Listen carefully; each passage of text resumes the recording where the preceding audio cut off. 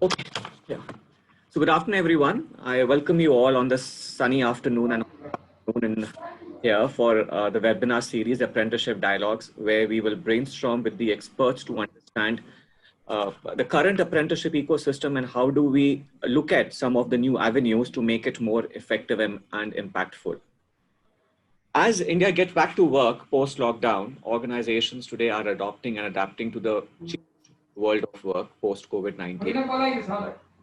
And while apprenticeships will continue to play an important role in building capabilities, it will be interesting to know what are the initiatives that some of the organizations are taking to ensure continuity in the apprenticeships under current circumstances. Also, what role would digitization will play in implementing apprenticeship training?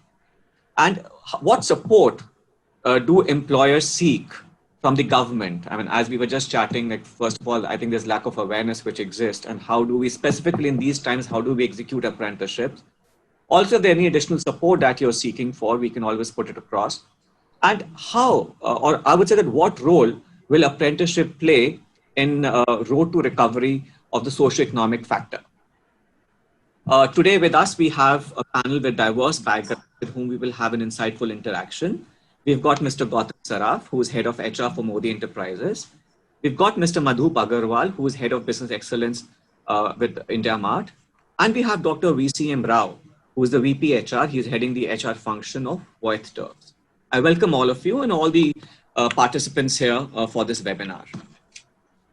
So as we get started, I think let's set the context to understand that how has COVID-19 really impacted the apprenticeship training in your organization? I know all of you were doing apprenticeships. You have been doing apprenticeships in the past. How the COVID-19 has impacted the current apprenticeship ecosystem in your organization or the system in your organization? Let's hear it from maybe Mr. Rao. Would you want to get started on this? Yeah, thank you very much for the opportunity, and also so I welcome all the guys who participated in this session, 1 hour session. Of course, the time is very short. However, in the given scope, definitely we'll try to complete. So as far as your question is concerned, definitely because unexpected and also unpredicted pandemic situation which we are passing through now. We never imagined this. And in fact, when this was happened about 5 months ago in China, because our thoughts were different. But ultimately, this is a very badly affected to India, but because of the central government guidelines, we declared lockout. But manufacturing sector, because here the role of apprentice is very limited role, and also tenure also very limited. Though employers are interested to allow them, even after this lockdown, certain people they left their places and they have come back to home. They are yet to be reported for this office factory, and after lifting of the lockdown also, because now people are getting connected slowly, and I hope by next month, I think this may come to a kind of normal.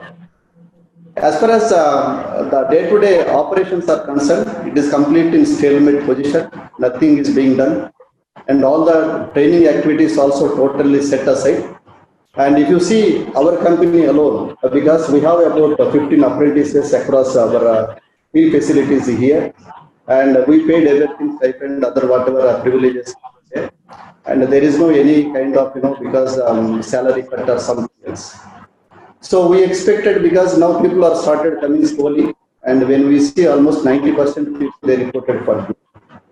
But on the job training it is continuously going on. But off the job training and all completely stopped because of this COVID preventive measures as a part. But when you see again, it is all vary from the company industry to industry. Industry is running with complete professional manner. Definitely, this is the way things will go on. In case if the industries are in the semi-organized and unorganized sector, definitely because the managements, I think they might have taken a decision not to engage, not to pay anything until they come to a kind of normalcy in the business. So therefore, again now business is totally uncertain. When you look at the odd income status, execution status, and also there is a continuous postponement of the projects. So therefore, every employer, he will have his own assessment, decide this apprenticeship in future. So my understanding is definitely many industries, it is only temporary phase. Certainly they have their own proactive measures and structured plans, and over a period of time, maybe about hardly about 3 to 4 months, again this normalcy will come to a shape as usual with respect to the engagement of the apprentices. I don't want to speak about other full-time employees. This is a different topic because today many companies, particularly in the manufacturing sector, they are encouraging and engaging these apprentices. This is the by and large, my view on this. What about you, Gautam? Coming from a retail sector, how has it impacted your organization? See, I think as Mr. Dr. Rao has very clearly mentioned that this was really unexpected. And that's something which has really taken a hit. And I think from the retail side, we've been the first ones to get impacted directly by a consumer, where shops getting closed, the entire business getting shut down, and also, so obviously as a business, we had a huge expansion plan, okay, where we wanted to move into new cities. Colorbar was moving and launching a lot of variants around. But somehow, I think what all the expansion definitely has gone on hold today. And with obviously with that going on hold, which also means that all the existing manpower, you're also finding that they're not well utilized. Okay? And then which also means that all the new hirings and the plan for hiring new apprentices also gone on hold. So obviously, as of now, we also feel that it's just a temporary phase. We should be overcoming as quick as possible. However, reviving of a business is still a question mark, and how soon we can get to the previous numbers which we were doing it. And I think from that perspective, definitely it has put certain things on the backbench. But yeah, so from a looking at hiring as of now, so that's still and inducting a new apprentice or any new roles. I think that's a as of now is a pretty bleak scenario. So we will just wait and watch for a while, and let's see things to become normal, and then probably want to resume it. So yeah, so but yes, interesting times, and let's see. I think we will looking forward to get things better. Absolutely, absolutely. Mr. Agarwal, you're coming from an organization with a business solution, again into services. How has your apprenticeship system got impacted under the current situation? Sumit, India Mart, as you all know, is basically a service-based organization, and our business depends on the business of other entities which are listed on India. So we have more than 5 million businesses listed on India Mart, and if they thrive, we thrive. If economy comes to a halt, and if all these businesses are put under lockdown, then we are also forced to start reducing our footstep and scale down our businesses. So our immediate problem that started with the lockdown was how to keep our staff engaged. And as a first measure, what we decided was to suspend all our recruitments. So we used to hire a lot of apprentices, but for the time being, we have suspended all of it. Okay. Because the primary problems that we found our way was how to onboard these people and how to engage them. Okay. So one of the issues with us was to, and of course, the kind of jobs that we had defined for these apprentices, now we had a lot of internal resources available to do those jobs, which were like these people were deployed in different roles, but those roles, unfortunately, in lockdown were not viable. So we had to redeploy these people internally to different roles. So our primary challenge was to retrain our staff and make them fit into their different roles, and ensure that and develop systems to monitor their work and to help them achieve what they are trying to do in their roles. So we have been busy trying to upgrade our processes, upgrade our systems, and retraining our people. So that's taken a wider, you can say, bandwidth of the entire HR and L&D piece of the organization. And in some place in this process, the apprenticeship piece, where we used to hire apprentices, was put on backbench. we did not let go of any of the ones that we had hired. Okay. But since these are contractual assignments, so as and when their contracts are coming to end, we are right now not renewing their contracts. But otherwise, in normal circumstances, we would look at absorbing these people on our payrolls, specifically those who got trained and who started enjoying the work that we were trying to do. So that's where we are with respect to apprenticeship. So very clearly that definitely the COVID-19, the lockdown has impacted the apprenticeship. It has put the system into standstill. But having said that, yes, the intent is there to revive it as things gets better. And we are seeing that, as the lockdown is, as the opening up is happening, in phases, there has been an intake from certain industries. May not be in the numbers that it was, because they definitely feel that there is a need for apprenticeship to create a people supply chain or to ensure the productivity or create a productive workforce for the organization. Would really like to hear your suggestions that in current situation, what would be your recommendation or suggestions to maintain continuity in apprenticeship, considering that now with the with the restricted workforce, or let's say you have that all that safety measures which you have to keep in mind with social distancing and all that stuff. What would be your suggestions to continue the apprenticeship training, considering that all of you do say that it is essential? And if any of your organization, if any of you are implementing any of such initiatives, we would really like to hear that. Like probably, Mr. Rao, since you've started your operation and the others two are yet to kind of really start off, would really like to take your suggestions and views on it. And if you are implementing any such initiatives, would really like to hear that maybe the rest of our participants could learn from your experience. Yeah, thank you.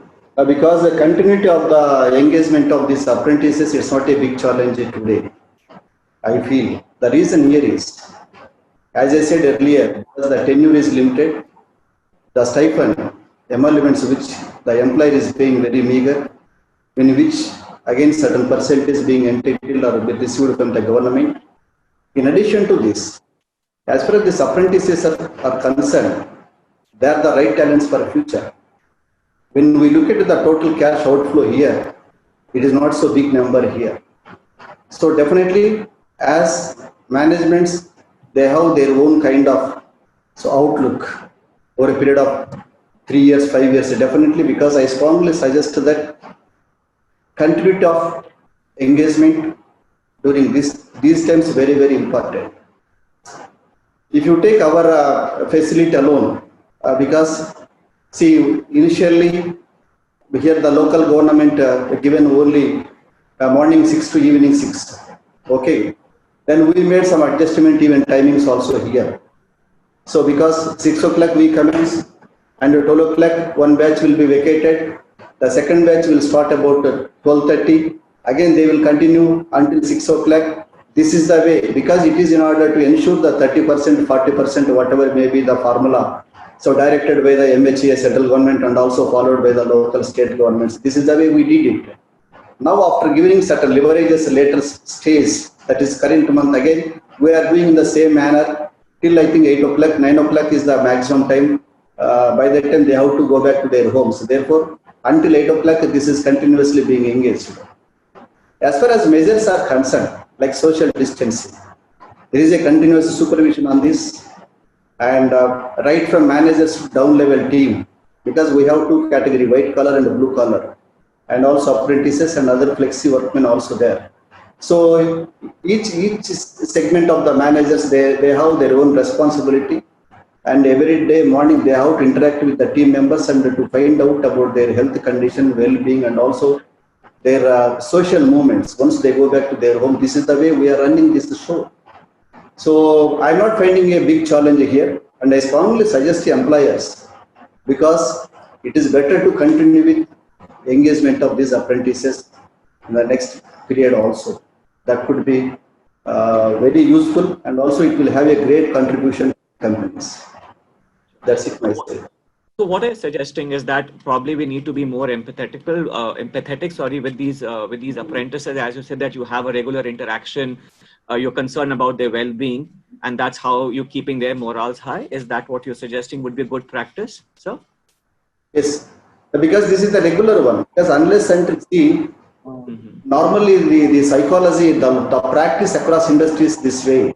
We give importance depending on the positions in the company. If it is a permanent employee, one kind of treatment. If it is a contract workman, other kind of treatment. If it is apprentices, it's nothing but very temporary. Therefore, different kind of treatment. This is not healthy in the organization perspective. Whether it is apprentice, contract, or worker, or white collar, whoever may be. If one case is enough, the whole environment and also get disturbed. And we know very well the consequences, how we have to encounter this further. And this is identical, and moreover, the government also, certain authorities who are closely connected to this process, they will not allow us to engage further. Therefore, definitely this kind of thing, kind of initiatives are necessary. In addition, because as I said, because some concern, some sympathy, some empathy, this is also most necessary to develop these talents, particularly for future. I strongly believe this. Fantastic. Fantastic. Thank you so much. That was a great suggestion coming in from you. Mr. Agarwal, you yet not started your operations. Correct me if I'm wrong. But when you start off, what would be your suggestions and recommendation to continue your apprenticeship under the same circumstances? We are all working from home, Sumit, right now. And whoever was on our payroll, or whosoever was working as an apprentice with us, we have tried to keep all of them engaged. Okay, we have not asked anybody to move on. And as a process, what we do is, since most of our jobs are either customer facing jobs or jobs that require for people to work with data, and it's like a kind of a knowledge work field. So what we have done is we've enabled our teams to work from their home. So we are trying not to push our team to come to office for as long as we can manage that. Okay. It is just simply an additional precaution against the corona epidemic.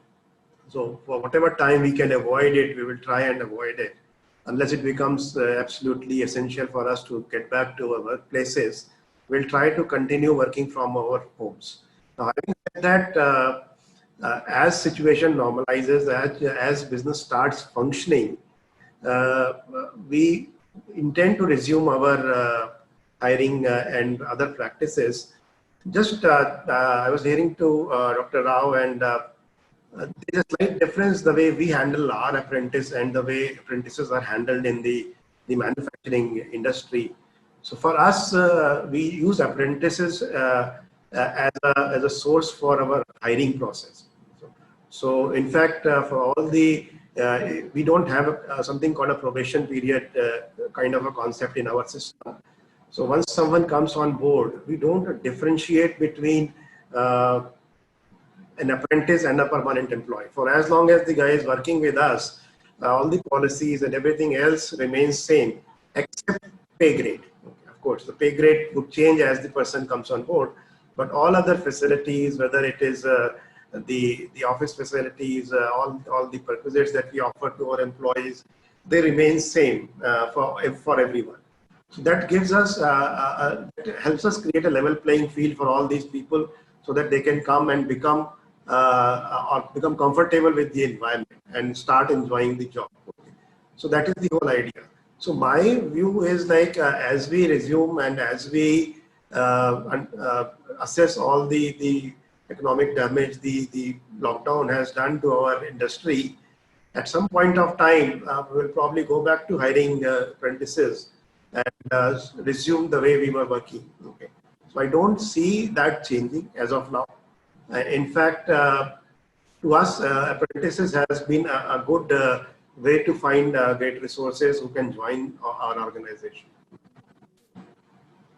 Great to hear that, Mr. Agarwal, that how you're utilizing apprenticeships and how ideally an organization should be utilizing apprenticeship, where you evaluate them assess their merits actually on the, on their the real work what they're performing.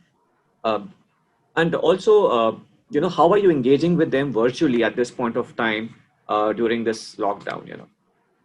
What about you, Gautam? Again, similar situation for you, retail highly impacted. Well, on my way, I could see the shops are open, but I don't know whether apprenticeships are being engaged currently or not. So maybe you guys have said that as of now, no. But what would be your recommendation or your suggestions to maintain apprenticeship post lockdown? I think I would say we were also a bit fortunate being also coming into essential category with 24/7 retail was allowed to operate. So obviously in spite that we were allowed to, we were a 24 hours convenience store format with certain lockdown rules. We were only operating between 8 to 12 hours all our stores, and also in that some 20 stores were not operating. So, but keeping in mind all the safety standards and also the kind of vulnerability which was there for all our frontline staff, it was very, very critical for all of us to ensure that all our safety standards are maintained and across all stores. And one is definitely to ensure that all our employees are well motivated and feel safe while they're reporting to a store. And when everybody is locked their home and trying to be their home and public transports are closed, where these people are required to come and report to work. Okay, so that was a very difficult and peculiar situation for everyone. So therefore, obviously, there's a lot of communication, a lot of support, a lot of different kind of new safety measures or support system which we had created so that these people can report to the store. At the same time, they feel motivated and feel absolutely safe. Okay. Obviously, with this lockdown and certain protocols which was there, so my 24 hours became 10 hours, my 10, 20 to 30% of stores were closed. So obviously, we had enough number of people. So rather than we calling everyone, we ensure that all the safety norms in terms of social distancing is being maintained. So we allowed people to stay back home, and we allowed people to do alternate shifts or alternate day shift. We decreases the shift timings for all the employees so that they do not have to work. And at the same time, we allowed them to take all the perks. Beyond that, we also created a lot of safety networks in terms of getting everyone insured from a COVID insurance, okay, whether it's contractual employee or whether it's permanent employee. So that's the first thing which we did. And this was much before it actually lockdown initiated. Okay, so that's the first thing which we did. Okay, the second piece which we did it for all our employees was getting a doctor on board. So any employees, not for himself, if any of the family members has any challenge in terms of and any queries related to the medical, they all can chat with this doctor, consult, and probably who can also help in terms of giving them prescriptions, medicines, and all those things. Okay, we did a tie-up beforehand with medical institutes so that in case something happens, they are the one who will be supporting us and assisting us, and that kind of communication which we did that. Beyond that, okay, so we created a security team to ensure that they are absolutely available from a van perspective. So that is QRT, which is a quick rapid transport team, in which they were available for any of the store team who need assistance, whether it's medical, whether it's related to security or anything related to safety. They're absolutely a mobile available on the ground. So those were there. We got them employee meal facility, which was not there earlier, so that they do not have to go outside the work premise and venture out the food. So a lot of measures which were taken, and I think that has really worked, and that has really helped us to engage with all of them. And I think, and which was really well accepted by the team. And I think what we've done is we've continued these measures even in this current state, and the unlock has been started. So I think that has done really well. And I personally feel that even if things gonna get better, we're gonna continue certain of the measures related to insurance, doctor assistance, medical assistance, in terms of so that they completely feel safe and sound. Yeah, so for me, I think things are getting better. More or less, a lot of connect which has been happening around. A lot of connect which is happening on to check on their health status. Okay, so there is a team of in my team, there are a group of people who actually connect with all the store team members on a weekly basis and check their health stats.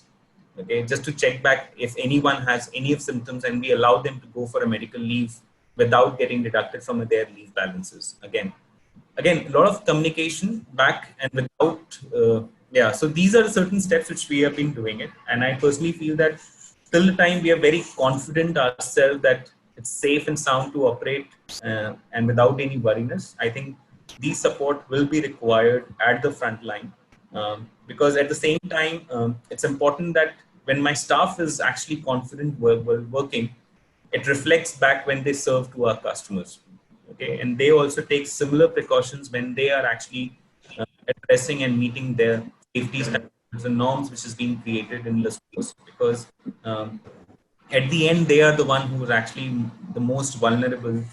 They are the one who are actually allowing around 50,000 to 70,000 transactions, which is happening on a per day basis, which means that so many customers coming into our premise, and even assuring our customers that this place is an absolutely best place to shop. Okay, it's a safe place to shop, and we follow all the safety protocols, whether it's our customers or our internal customers.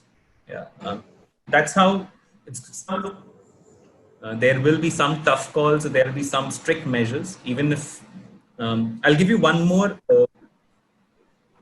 example over here, how strong we are determined and to make sure that people follow it. It's not that it's a support which we give and there's certain protocols. At times we also seen things not being followed at stores. Okay, so it is at times also a lot of counseling, a lot of disciplinary action at times in terms of strict measures we are forcing so that people are actually bound and being followed. Okay, so yeah, so a lot of steps happen. I think this is gonna remain for a while now, and I think to ensure that our retail business also continue to do some business so that the momentum is there and we are confidently there in the market and in the eyes of our customers. I think these were the critical steps which we had to take. So yeah. So I think fantastic. I think there were some very good points that you mentioned. And overall, if you look at, I think some of the suggestions which are coming in is definitely to look at to provide more healthy, health, safety, and welfare nets to the apprentices to ensure the confidence of these people. How you psychologically give them comfort by constantly counseling them, and be a little empathetic towards them, and how we can possibly at this point of time where we have to maintain social distancing or the alienation, how virtually they can be engaged to maintain continuity. Also, I think one of the very valid point which Gautam just mentioned was that to implement strict measures for implementing discipline at the workplace, because there are many times we realize that people tend to flout the norms which needs to be for the health and safety measures. But I think that stick is also required at times to ensure that it is not being the norms are not being flouted. My next question to all of you is that what role would digitalization will play in implementing the apprenticeship training? Now, we have seen that how in last 2-3 months, the adoption of digitalization has really accelerated. We feel that the online learning has actually been brought forward by almost a decade in terms of acceptability. We can see the surge in the payment gateways and the kind of transactions which are being made. Even in terms of the e-commerce, some of the traditional companies are also, retail companies are also getting into e-commerce line. There's a huge wave of digitization which has now caught on and will definitely here to stay. How do you think that digitization can play an important role in apprenticeship training? What about you, Mr. Agarwal? Would like to hear your views first. Digitization has dramatically spread across industries over the last 3 months. So I believe the normally what progress that we have made in about 5 years is what everybody has probably done in last 3 months. Okay. And having said that, see the main problem that I see with the apprentice and their training is the infrastructure related issue. Okay. So in order to deliver a training or a meaningful onboarding over digital space, the apprentice needs to have access to a PC or or internet or a space in his house where he can have a peaceful 7 to 8 hours of training. Now, the social strata from where these people come and the current situation at the ground level is that that is the biggest challenge there. Okay, even when we take them on our payrolls, most of these people come from smaller villages and towns, and they rent a room and they share, about 2 or 3 people share one room. And if all of them are working, it's basically a lot of conflict that happens on the phone. Okay, so I see mobile device as a revolution in this space. Okay, so all those roles where we can create content and where we can create messages that can be delivered through a mobile device to bring people on board so that they can go through it without their need of sitting at a place and watching at a screen, and they can probably step aside, move around, and go through it at their own pace is one thing that we need to do. And second is we need to create some kind of a virtual exercises which can create some group kind of scenario. Okay, so that is the other part, because in classroom it's very easy. We can create groups of 5-10 people, give them some exercises, and then have them discuss their views together, and a lot of group learning emerges. But in a virtual space, it's typically one-on-one learning. I mean, either employees learning from the computer or employees learning from the instructor. So typically, these are the two major hurdles that I see in the onboarding process when we put that on digital space. But at the end of it, the good side is like there are a lot of jobs that can be done on the mobile or on the desktop. Okay, so we can redefine, at least in the service industry, we can redefine the roles for which we are hiring apprentices, and these roles can be done from the home. And instead of hiring a full-time employee, we can start looking at deploying apprentices there so that we become a little more efficient in terms of cost and in terms of availability of resources as well. Okay. So going forward, I think the 2-3 things that I foresee happening in service industry with respect to apprentice program. Oh, that's interesting points, Mr. Agarwal. Mr. Rao, what are your views on digitalization impacting or taking over the apprenticeships? Is it to me? That's right, Mr. Rao, to you. Yeah, thank you, because that was missing. Rao. Oh, I'm sorry. No, it's all right. So definitely, of course, I support this digitalization today. And in fact, this is the time of digitalization. And the manufacturing sector, particularly this integration of the digital technology into the day-to-day operations, I think every management is looking for in order to enhance the productivity, same time, simplification of the process, and also reduction of the employee cost.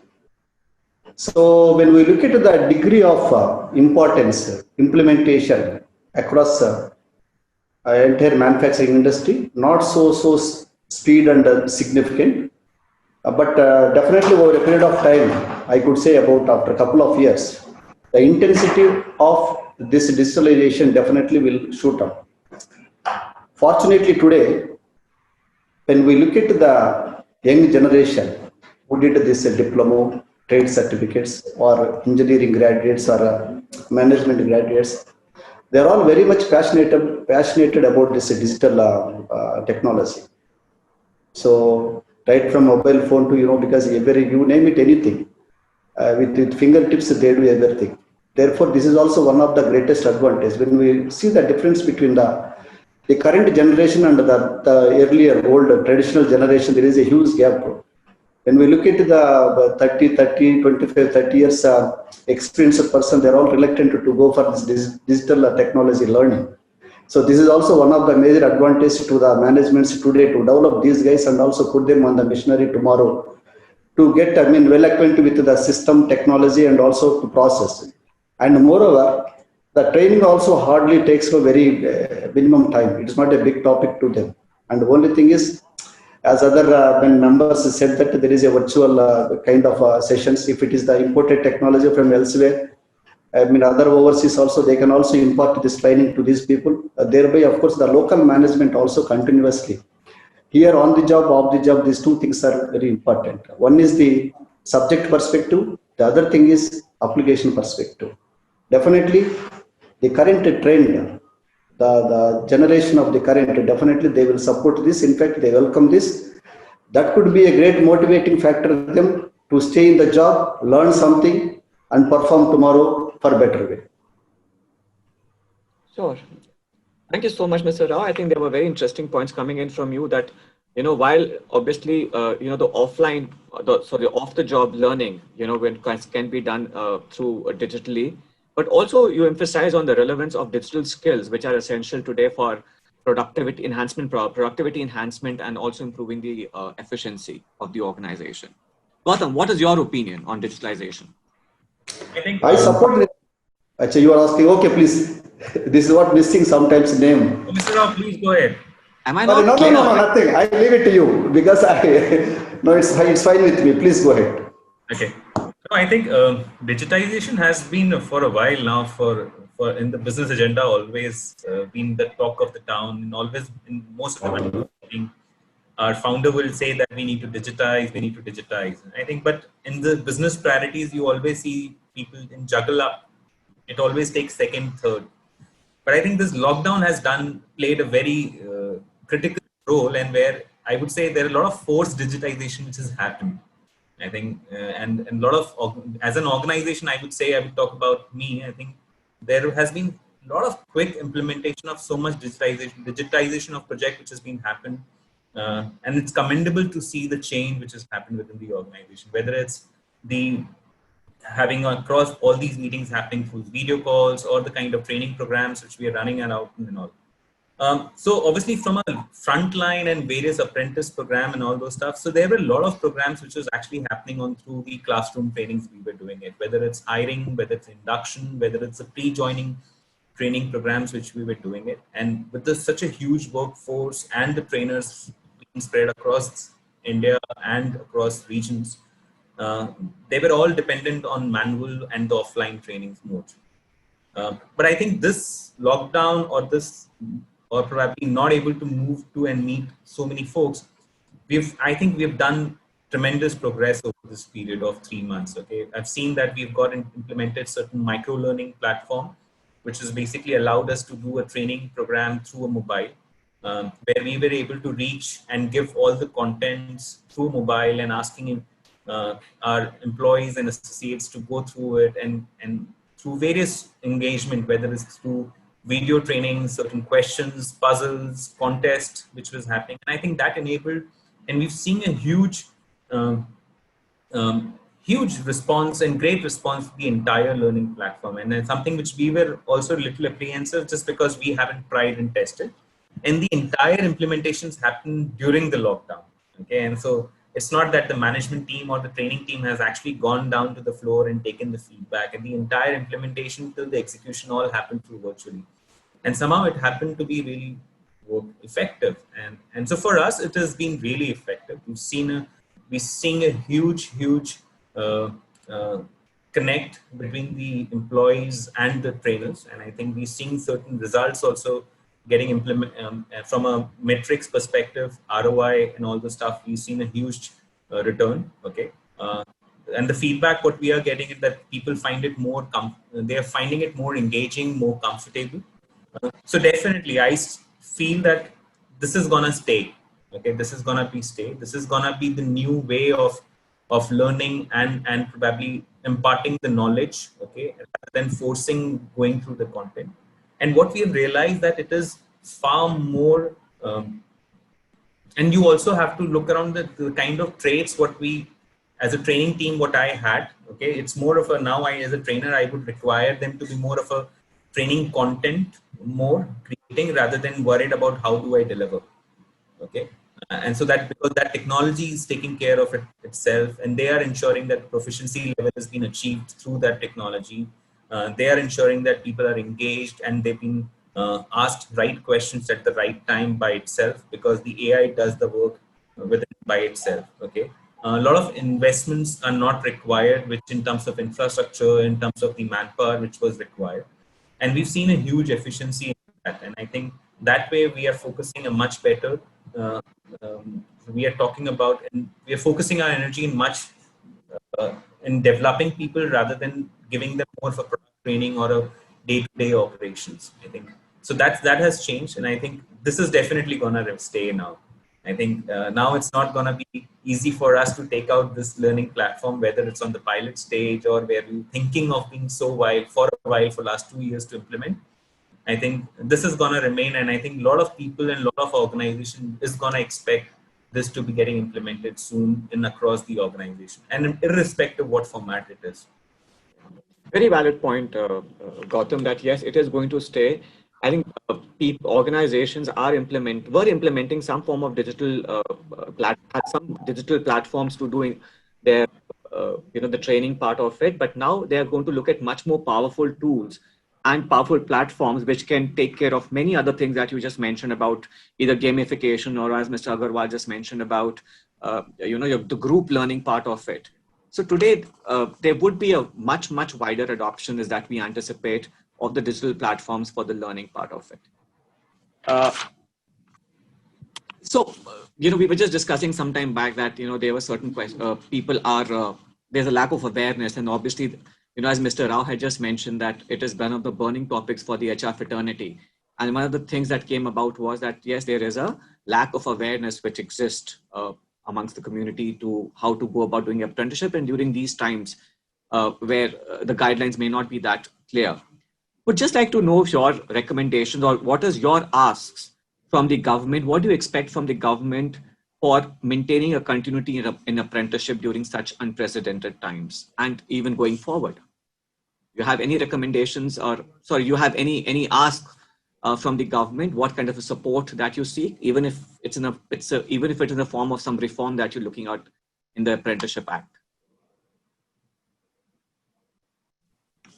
My side is very clear. My recommendation very clearly coming to the manufacturing sector. And as I said, because very clearly with awareness, particularly due to the tiny sector and SMSC. And the second one is data bank. Sorry, sir, can you just repeat? Data bank. Okay. Data bank. Okay. Data bank. Students' data bank.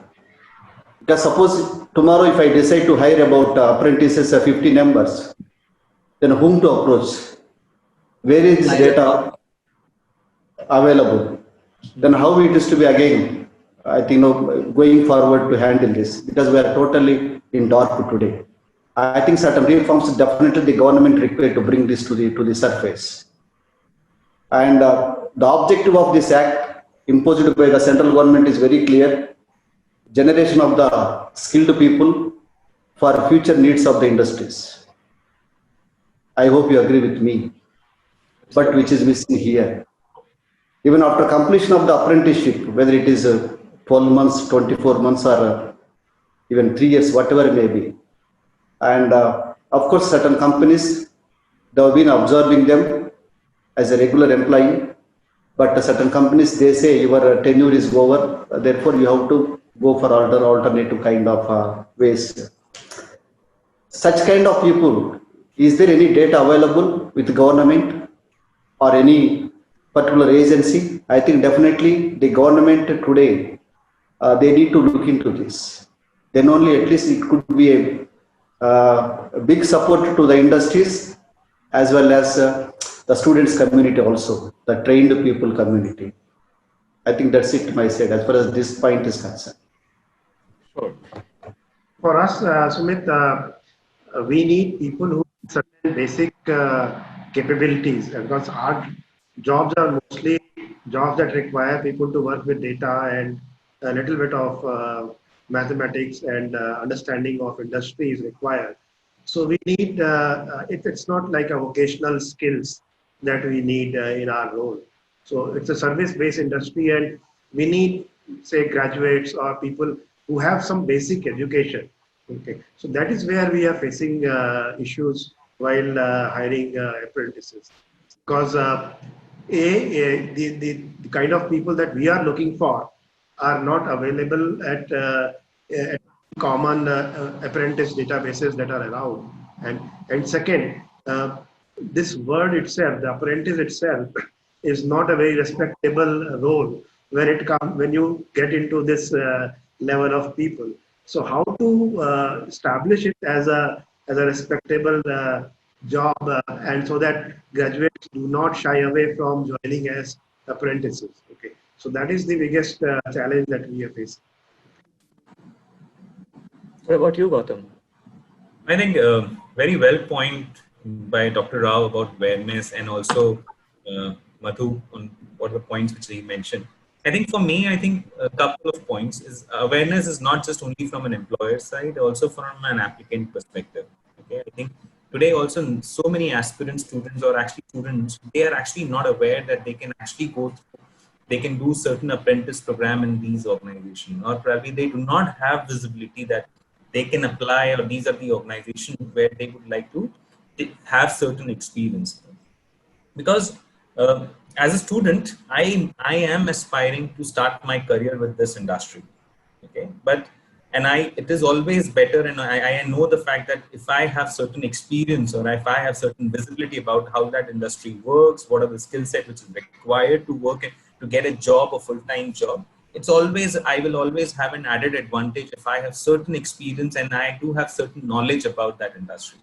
Okay, and I think that will automatically attract that person who's want to build a career in that industry, and to attract them and give them certain apprenticeship program where he also build and he's also engaged and motivated to learn from that tenure and the program which is there. So that's one for me. Okay, so I think that's very critical. The second thing is definitely there has to be a flexibility in the program.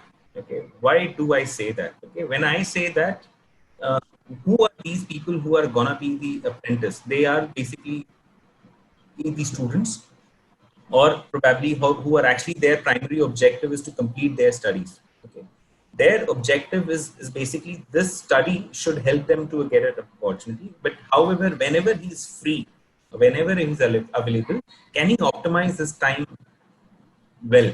Okay, can he get engaged with certain organization where he can learn and know about certain industry? So can they create a certain part-time model? Okay, so for an example, for me, retail, okay, I am absolutely dependent on how my customer flow which happens. Okay, so when there is a holiday, when there is a weekend, when there is a late night, or after 6 o'clock, I see the crowd. Will the apprentice allow me? Okay, and that is how my staffing need also arise in my retail stores. Okay, will this apprentice allow me to hire me only 4 hours or 5 hours during only peak hours? Okay, where I give them exposure to about the job work and the job role. They also learn, and I also am happy to pay them in certain remuneration basis perspective. So remuneration is not a problem for me. I am looking at only for that specific period, and students are actually the best profile, I would say, who will fit into these roles. I think so. If that, from a compliance perspective, as I have been allowed, okay, I think that will also be great encouraging point where it will fit really beautifully and get amalgamated with the overall staffing need what we do have in our stores. So I think that's couple of points from my side. Yeah. So thank you. So just to sum this up, what I can gauge is that obviously we're looking at more awareness narrated to break the myth around apprenticeship, make them more aspirational by the youth. Also, from the sake that people should be forthcoming for the apprenticeship opportunity. We're also looking for the getting some supply, whether it be for the fresh candidates so that they can get into the apprenticeship program, and also to get the knowledge about the database, that how many skilled people are available in which stream, so that it becomes easy for the organization to hire them, because they would be absolutely productive resources for the organization. We're also looking at more flexible models where we look at probably part-timers to get into apprenticeship, where possibly people, if are studying, they can in their idle time, they can get into a part-time kind of an apprenticeship. So largely looking at a work integrated program, which give them the flexibility to look at even apprenticeship for that, whatever duration that you're looking for. Very valid point. Thank you so much for these suggestions, and we will definitely make a representation to the ministry, to the NSDC, to look into these factors. My parting question to all of you would be that, can apprenticeship play a vital role in the road of recovery for the economy? What's your opinion? Do you think they can play a role, a pivotal role in the recovery process? For me, I think Yes. very, very well, very much. And I think a lot of owners also will come to the organization. Okay. Mr. Madhup, very critical points mentioned, where he mentioned that as in society, apprentice itself is really not really sounded or taken really well or accepted in the society. Okay. As an organization, how can I make that entire apprenticeship program very lucrative? Okay, which does not mean that I only take the productivity from the person who's actually joining the organization, but I'm also giving back in terms of the learning, in terms of their career, in terms of their overall building their huge career and helping them as a step ladder and towards their building their career. I think so. For me, I think as an organization, it also is important that how can I create a beautiful program and brand it so that I can also inspire and attract a lot of people who want to engage through this program or the apprentice program. I think so. For me, I think that's the key. Okay, and where we will also need certain assistance from you all who are the expert of this apprentice and been leading this agenda for a while. And definitely, I think it's both way and Mr. Rao, Mr. Agarwal, any parting shots from you? Yes. Yeah, my side, of course, no, the question very clear and very interesting also, which is relevant to the manufacturing industries. And definitely the apprenticeship will have a very, very significant big role tomorrow, the industries. The reason is today all manufacturing industries, they are facing problem with capacity, how best to utilize, how fast we can enhance the percentage of the utilization. This is one of the biggest challenges today the industry is passing through. Because of this shortfall, today the management are looking into two areas. One is the optimization of the utilization. The second one is, of course, it is nothing but enhancing the productivity levels. The second one is reduction of the overheads.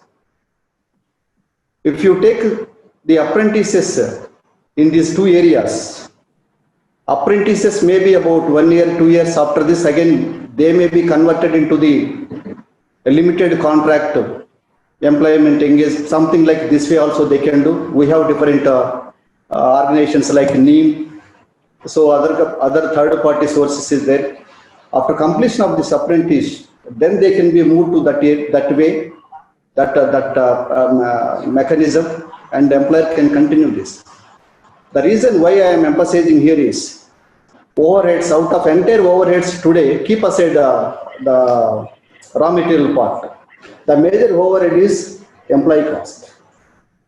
Therefore, particularly in the manufacturing sector, to minimize this cost, I think definitely soon they will come out with various steps to go with some kind of compulsory retirement scheme, voluntary retirement scheme, by replacing with this fresh graduates or diploma holders, thereby completion of 1 year, 24 months training, again they will be converted into the limited contract employment, something like 4 years, 5 years. This is the way things going to happen.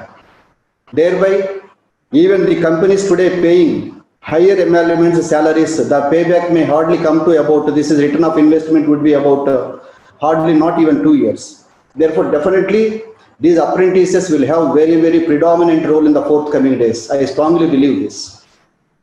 Fantastic. Very. But the only thing is, in the selection process, this is the most important. Out of my experience, I am telling this, certain people, they come just like as a time pass. Certain people, they say because of influence from the parents or friends. Therefore, selection should be very meticulous and need oriented. There must be some essentiality. Then only this is going to be successful in the industries, as well as the student generation also, they will be beneficial in the future. From Mr. Rao. I think very, very powerful points have come out. Thank you. Mr. Agarwal. In the service industry, I think the wage bill is probably the biggest cost that we have. Okay. So as the industry restarts or starts getting back to business, most of the people would need manpower. Okay. They may have reduced their wage bill as of now, but as the systems restart, people will again start looking out for resources. That is the point when this can play a very, very crucial role, because people would not want to commit for a very long time, and they would like to tread cautiously in the aftermath of what has happened. Okay, so 3 months contracts, 6 months contracts, skilled manpower available in different kind of roles, those could become really very critical and very crucial for the industry. It will help at one stage. It will help the industry to quickly get back to their working days, and it will also provide a bridge employment or a short-term employment to people who have lost their jobs or livelihood because of this corona epidemic.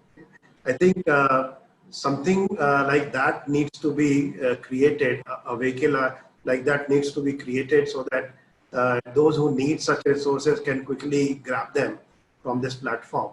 Okay, so that's what I think is going to become very, very prevalent. Okay, and we can see that happening, already happening, as a lot of interns are now available from even management colleges, and students who are graduating this year are going to work as interns at a very low stipend or a low cost, just to gain the experience and just to get themselves grounded to the industry at this stage.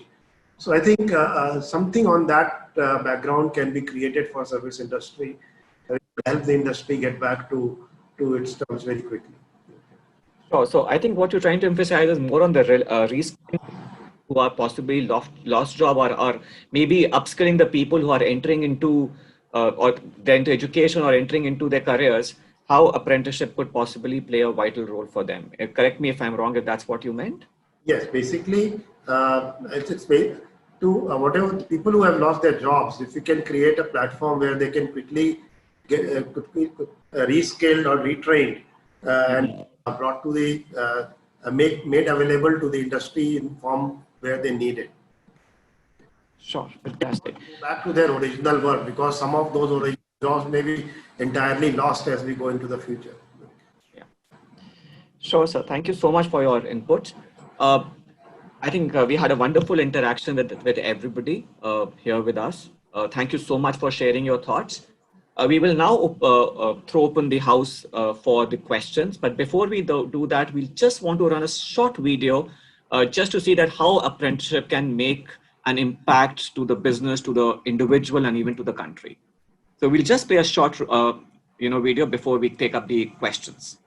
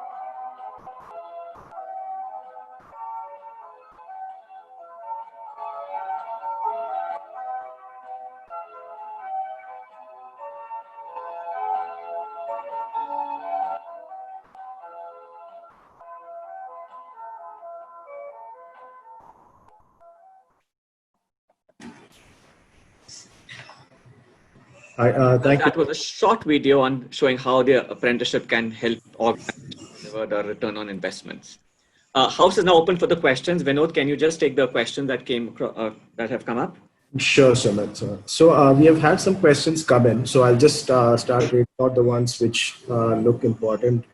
So we have a question from Ajay, who's from Aesthetic Living Merchants Private Limited. His question is, what is the need to be done to increase our manpower as we are in dearth of manpower in every department, or how can apprenticeship help us? Anybody would like to take up this question? Mr. Rao, would you want to take up this question? With your experience, maybe you would like to. Can you give more clarity on this question? So the question is that they are facing a dearth of manpower in every department, and how can apprenticeship help them in this current scenario in terms of meeting this manpower requirement? See, first of all, here they need to have a business case, okay, and business case with relevance to the existing team size.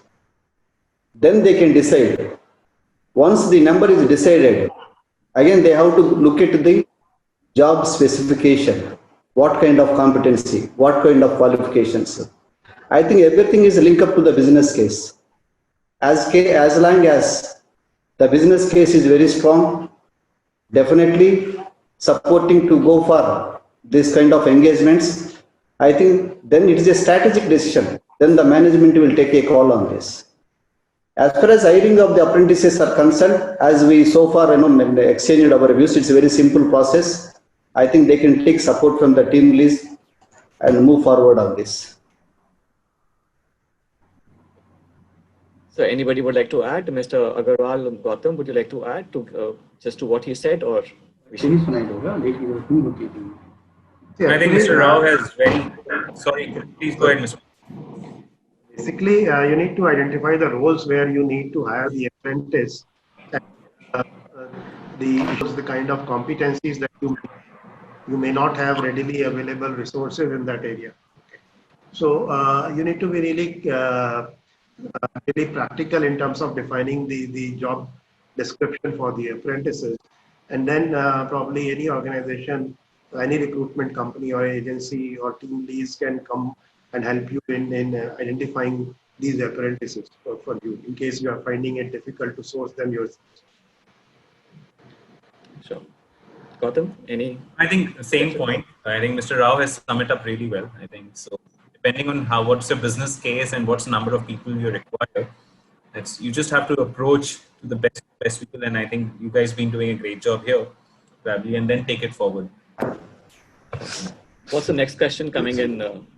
So we have another question from Dr. Rajesh. If I read this question correctly, it is asking about how is it possible for manufacturing industries to utilize apprenticeships? I think he's logged out probably. Till the time he comes back, maybe I would like to answer that yes, in the manufacturing sector, you can definitely have apprenticeship. In fact, when the Apprenticeship Act was written, it was largely meant to be for the budding industrial era at that point of time, and today it can be extended in any sector, any company, in fact, can do apprenticeships. Guidelines have been very clearly been laid out under the Apprentices Act. There are about 200 and almost like 300 trades which have been defined called designated trades, and if you find that there's certain job roles or a trade which is not listed there in those designated trades, you can possibly opt for an optional trade. So I think there's no limitation as such where you cannot do it. Today, you have all the regulations in place to do Apprentices Act in the manufacturing industry. Other questions do we have, Vinod? Thanks, Amit. So yeah, there's another question. This is from Kashiram. The question is, can we engage apprenticeships in service industry? Mr. Agarwal, would you want to say that? We are a service organization and we use apprentices. So I guess we can do that. It all depends on whether you are able to get the qualified people to do the job or not. So what we do is we hire these people, we train them, and we look for the basic ingredients like the basic education and basic qualifications has to be there. And then if these people are willing to come on roll, we show them a roadmap, a career path, saying that if you are able to do this, this is how you can grow within the organization. And many people join us. We are really happy that we have been able to induct quite a few of them from apprentice to a permanent payroll. Good. Vinod? Thank you. So I am looking at a lot of questions which are coming in, but the gist of the questions is, I think, the topic about the awareness. So questions about how apprenticeships can be beneficial for organizations and how can we go about it. I think these are two of the questions which are generally coming up from most of the attendees. So I think anyone of you can take this. I think that basically sums up our entire discussion. So maybe Gautam, would you want to take this question? I am sorry. Can you just repeat that question? Maybe. I think it's about how organizations can make most of apprenticeship. What are the benefits for an organization to do apprenticeship? Maybe if you would like to take this up. Yeah. I mean, it's about whatever we've discussed so far, but maybe you would just like to sum it up.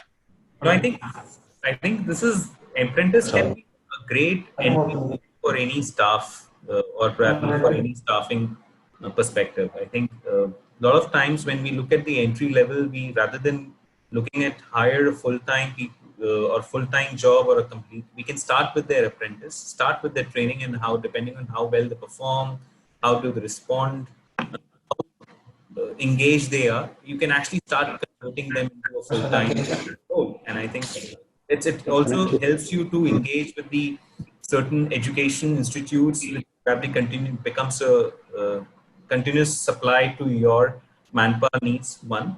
Okay, and also becomes a very, you also start getting a fresh set of people who are probably, what do you call it?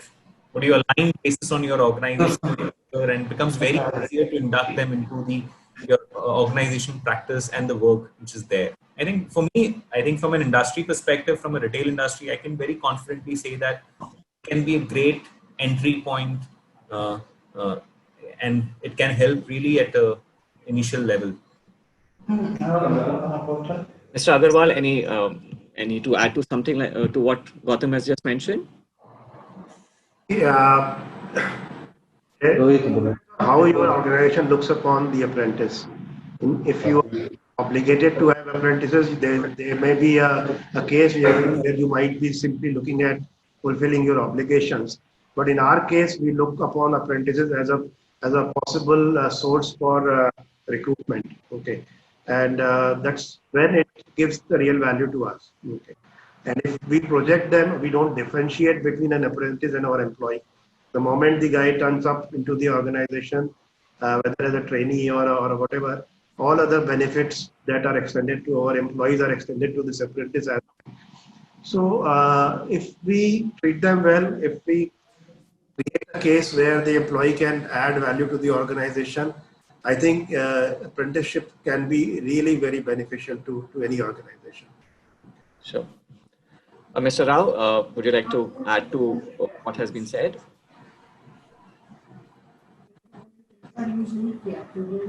Mr. Rao, are you there?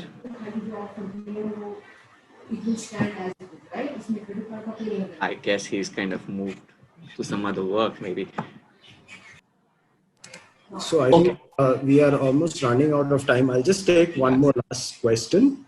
So this is regarding digitalization in training and specific for manufacturing setup. So Sumit, I think maybe you could take this up as Mr. Rao was. So, I mean, I would have loved Mr. Rao to respond to that, but what I can give you from my experience is that we have seen that, the offline component or the classroom or the theoretical component of the apprenticeship training can be easily done can be done virtually. We have seen that even in this lockdown period, we did almost like 400 to 500 sessions per month virtually, which were being done by with these manufacturing organizations, where where these people were taught about the hard skills and the soft skills, various other skills which were being taught over this virtual instruction-led training module. So yes, we can look at even digital platform for even engaging with apprenticeship in the manufacturing sector. So I think with that, we will kind of come to an end to this wonderful webinar. Thank you so much, everybody, the panelists, and also the audience participants who took time for the session. I hope the session has been insightful, and we do look forward to seeing all of you in our series for the future events as well. Thank you so much. Thanks, everybody. Thank you. Thank you, Sumit. Thank you, Thank you so Gautam. much. Thank you, Dr. Rao, if you can hear us. Thank you, guys. Have a great day. Have a great week. Thank you, guys. Well, thank you. You too.